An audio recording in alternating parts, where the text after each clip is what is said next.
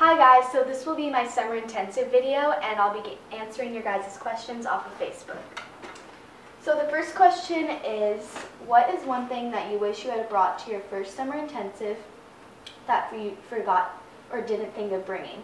What do you look for in an SI? I don't really remember from ADT. I think it was mainly bringing nicer clothes for like performances and stuff like that. But for Ellison, if you're living in the dorms, I need to bring just normal bedding. I didn't really think of bringing that. And then also more warm-up clothes because the studios are actually pretty cold. What do I look for in an SI?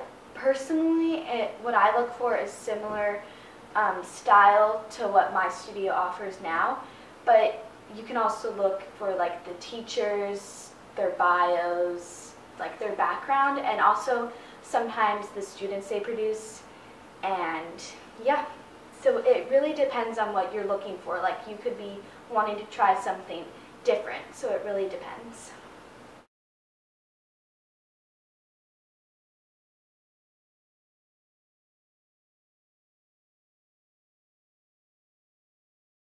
So question 2 is, what should I do if a summer intensive teacher gives me instructions or corrections which are opposite to those that my regular teacher does? Who should I listen to?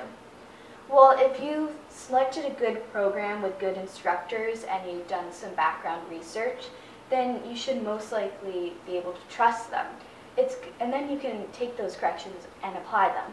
It's good to have different people watching you and giving you advice. Question 3. Hi Robbie, I'm from Australia and we don't have SI here. So what is the experience like and what is your favorite thing about them? I think personally for me, my favorite thing about summer intensives is going away to New York, well the ones that I go to. It's going to New York, seeing my friends, being able to dance all day long and having different classes that my year-round program might not offer, such as pas de deux, character, contemporary. It's good to have something different. It also can help you prepare for year-round programs or potentially getting into companies and being away from home, depending on what age you're at. So the next question is, do you know any summer intensives that are less expensive or easy to get scholarships for? Also, it is better to go to a live audition or do a video.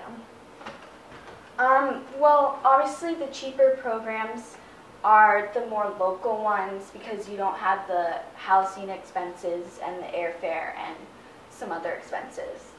I don't know many programs that are easy to get scholarships for, but there are some that you can get scholarships to.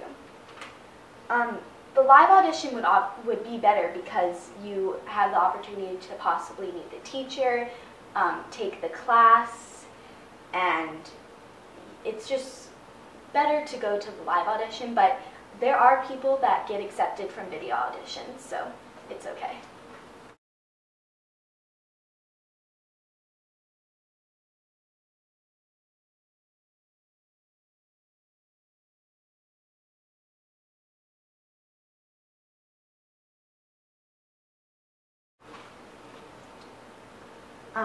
The next question is, how do I make a resume for a summer intensive?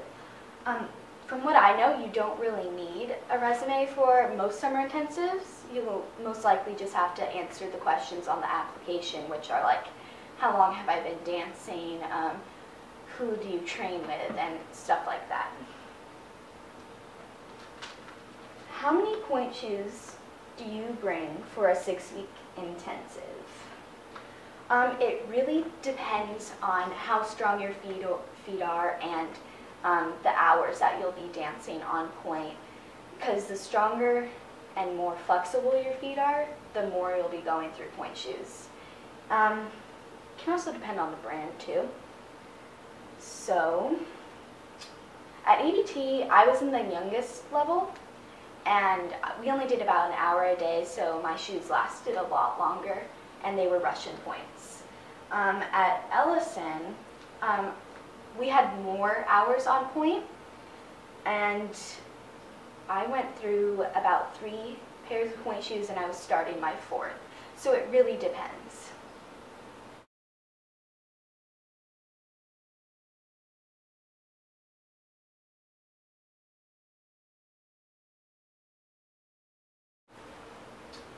The next question is, what do you get up to on the weekends? It depends on where you're at, but when I was in New York at Ellison, I did take a class at Steps on Sunday. And then on Saturday, it was really what my friends and I felt like doing. So we went to go see the Statue of Liberty. We would sometimes see ballet performances.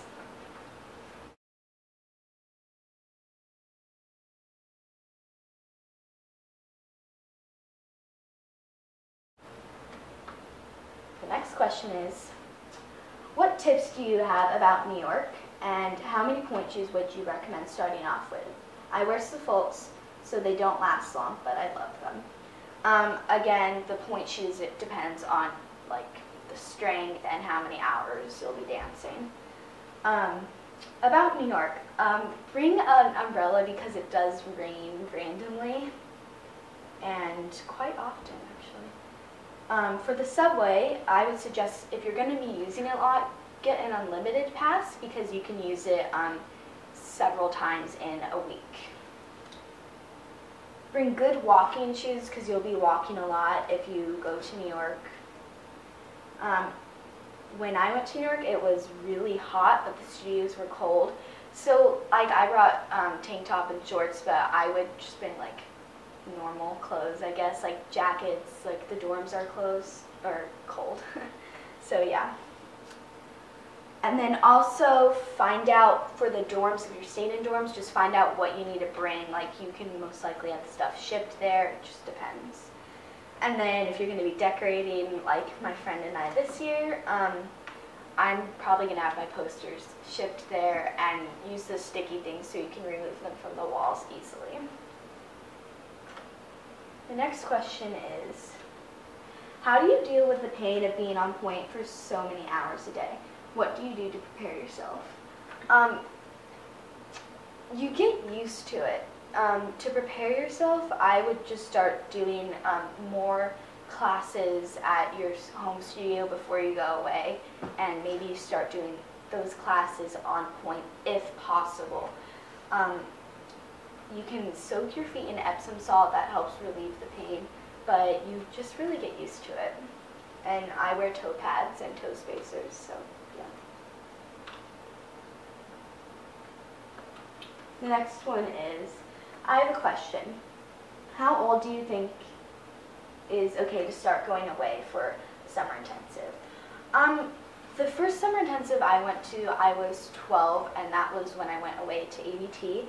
I wouldn't suggest going away before that because it's just a little too young to be going away for that long. But if the summer intensive is shorter, like 2 to 3 weeks, that's probably a better option. But I would say around 12 is a good age. But it really depends on how good you are with going away from home for a long period of time. Okay, and that is all the questions. Thanks for watching.